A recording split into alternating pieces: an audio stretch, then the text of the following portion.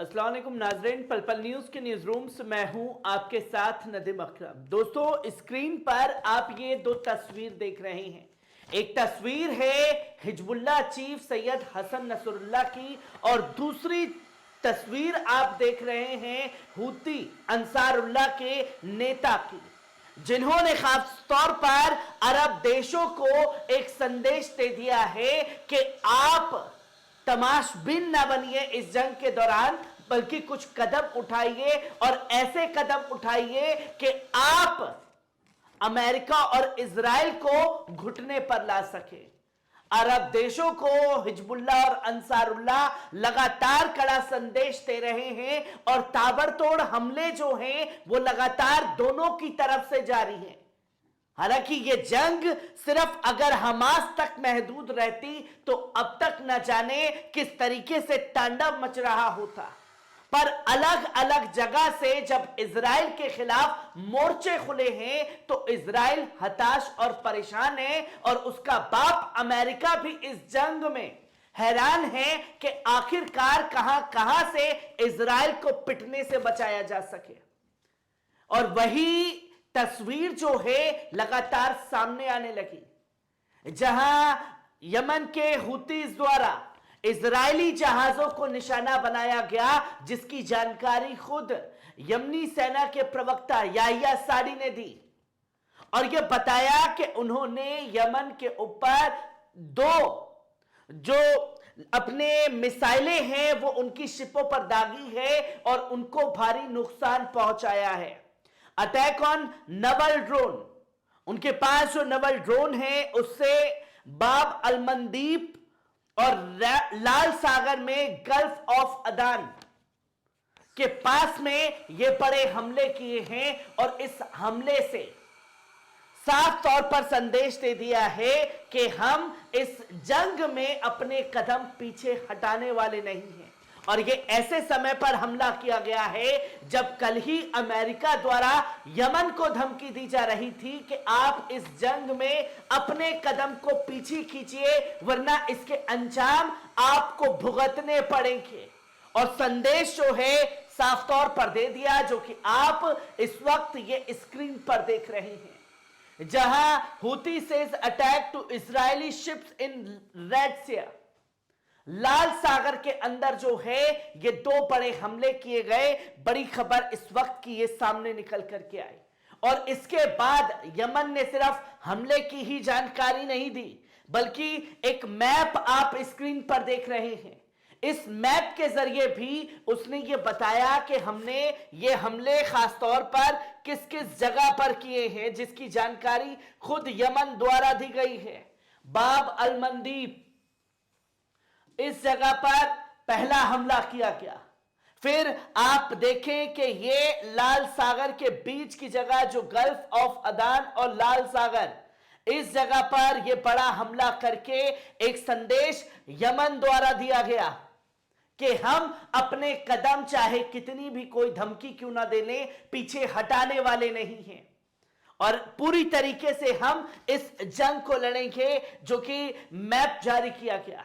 और जब मैप जारी कर दिया गया तो इजराइल का जो बाप है अमेरिका, वो ये दावा करने लगा कि साहब देखिए, जो इजरायली शिप्स है उसके ऊपर 2 ड्रोन नहीं बल्कि 3 ड्रोन पड़े हैं। अब जिसने मारा उसने बताया कि भाई मैंने 2 टारगेट मिसाइल करके शिपों को नुकसान पहुंचाया है, और इधर अमेरिका यह दावा कर देता है कि भैया 2 नहीं बल्कि 3 ड्रोन पड़े हैं, 3 जहाजों को निशाना बनाया है, जिसमें से तीनों ड्रोनों को हमने मार गिराया है। और जब यमन द्वारा यह कहा जाता है कि अगर आपने मार गिराया है हमारे ड्रोनों को या हमारी मिसाइलों को तो उसकी तस्वीरें दुनिया के सामने रखिए। अगर आप हमारे ऊपर हमला करते हैं, हम उसे हवा में मार गिराते हैं, तो दुनिया के सामने दिखाते हैं कि ये चीजें जो हैं हमारे द्वारा की गई हैं। और यदि आपके पास कैमरे नहीं हैं तो अच्छी लेंस वाले कैमरे जो हैं आप अरब देशों से ले लीजिए। सऊदी अरब के पास अच्छे कैमरे के लेंस हैं, वो आपकी हर चीज में मदद करेंगे। एक कड़ा संदेश जो है यमनी सेना के प्रवक्ता याहिया सोडी द्वारा दिया गया, जिसकी जानकारी दी गई। पर अमेरिका का कहना है कि 3 ड्रोनों से हमला हुआ।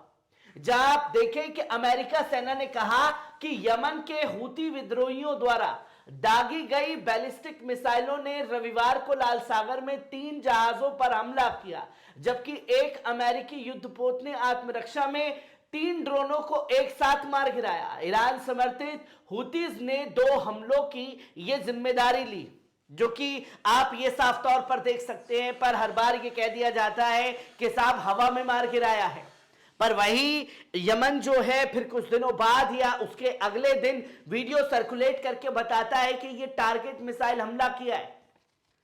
एक जब अमेरिका और इजराइल यमन से पिट रहा है, तब इन तस्वीरों को छुपाता है ताकि प्रेशर बनाया जा सके कि जी हम पर इस हमले का कोई असर नहीं हो रहा। पर वहीं आप देखें कि सेंट्रल कमांड, जो अमेरिका सेना के सेंट्रल कमांड ने कहा कि हमला यमन की राजधानी हूती सना में स्थानीय समय अनुसार सुबह 9:15 पर किया गया है। ये बड़े हमले जो हैं सुबह 9:15 पर किए गए, जिसकी जानकारी दी गई। नौसेना के यूएस कार्नी ने ये थोक वाहक यूनिट एक्सप्लोरर पर यमन के हूती नियंत्रित क्षेत्रों पर दागी गई एक बैलिस्टिक मिसाइल का पता लगाया। अमेरिका ने कहा कि मिसाइल जहाज के पास गिरी। कमांड ने कहा कि कुछ ही समय बाद कार्नी ने अपनी ओर जा रहे एक और ड्रोन को मार गिराया। हालांकि यह स्पष्ट नहीं है कि लक्ष्य विध्वंसक था या नहीं है। एक तरफ तो यह कहा जा रहा है अमेरिका के सेना प्रवक्ता द्वारा कि भैया ये जो ड्रोन गिरा वो जहाज के ऊपर गिरा, पर कोई हताहत नहीं हुआ। दूसरी तरफ ये दावा कर रहे हैं कि तीनों ड्रोनों को हमने हवा में मार गिराया है। तो कितना कॉम्प्लिकेटेड हर चीज को पेश करने पर अमेरिका और इजराइल लगा हुआ है। ये तस्वीर आपके सामने है, जहां पहले बयान कुछ और फिर उसके कुछ देर बाद बयान दिया जाता है। पर इसी के कुछ 9:15 पर यह हमला किया गया। 30 मिनट बाद फिर बड़े हमले जो हैं यमन की तरफ से किए गए। लगभग 30 मिनट बाद यूनिटी एक्सप्लोरर पर एक मिसाइल से हमला किया गया। अपनी संकटपूर्ण कॉल का जवाब देते हुए कार्नी ने एक और आने वाले ड्रोन को मार गिराया। सेंट्रल कमांड ने कहा कि यूनिट एक्सप्लोरर को मिसाइल से मामूली क्षति हुई है। 2 अन्य वाणिज्यिक जहाज पनामा थोकवाहक नंबर 9 दोनों मिसाइलों से प्रभावित हुए थे। सेंट्रल कमांड ने कहा कि नंबर 9 ने कुछ क्षति की सूचना दी, लेकिन कोई हताहत नहीं हुआ और सोफी ने कोई महत्वपूर्ण क्षति नहीं पहुंचाई। जहां 9:15 पर हमला हुआ, फिर उसके 30 मिनट बाद दूसरा हमला हुआ, फिर तकरीबन 4:30 बजे दोपहर में सोफी द्वितीय की सहायता के लिए निक्यान करते समय स्थानीय समय अनुसार कार्नी ने अपनी दिशा में जा रहे एक अन्य ड्रोन को मार गिराया। ड्रोन से कोई नुकसान नहीं हुआ। जहां यह दावा किया गया, उसके कुछ घंटे बाद फिर दोबारा हमला होता है और 3 हमले लगातार ताबड़तोड़ तरीके से किए जाते हैं। 2 हमले की जिम्मेदारी यमन के हुतीज द्वारा ले ली गई है। तीसरा हमला किसने किया, कहां से हुआ, इसकी जानकारी नहीं सामने आ पाती। जहां कार्नी एक अर्ले बर्ड निर्देशित मिसाइल को गाजा पट्टी में हमास के खिलाफ युद्ध के दौरान हुतीज द्वारा इजराइल की ओर से दागे गए कई रॉकेटों को मार गिराया। किसी भी घटना में यह क्षतिग्रस्त नहीं हुआ और इसमें सवार किसी के घायल होने की भी सूचना नहीं है। अधिक विवरण प्रदान करने से पहले रक्षा विभाग ने शुरू में हमले को केवल कार्नी पर हमला बताया था और वहीं याहिया सोडी ने, जो ब्रिगेडियर हैं यमनी सेना के, उन्होंने कहा कि रविवार को 2 हमले करते हुए कहा कि जहाज को मिसाइल से और दूसरे को ड्रोन से बाब अल मंडेब जलवायु में हमला किया गया था, जो लाल सागर को आदन की खाड़ी से जोड़ता है। साड़ी ने कहा कि किसी भी अमेरिकी युद्धपोत के शामिल होने का उल्लेख नहीं किया। जहां जिसने हमला किया वो साफ तौर पर कह रहा है कि हमने सक्सेसफुली हमला किया, हमारे ड्रोन को अमेरिका द्वारा नहीं रोका गया। याहिया सोडी ने साफ तौर पर उसका जवाब दिया। याहिया सोडी ने यमनी सेना के सशस्त्र बल इजरायली जहाजों को लाल सागर के में जाने से तब तक रोकते रहेंगे जब तक कि गाजा पट्टी में हमारे भाइयों के खिलाफ इजरायली आक्रामकता बंद नहीं हो जाती।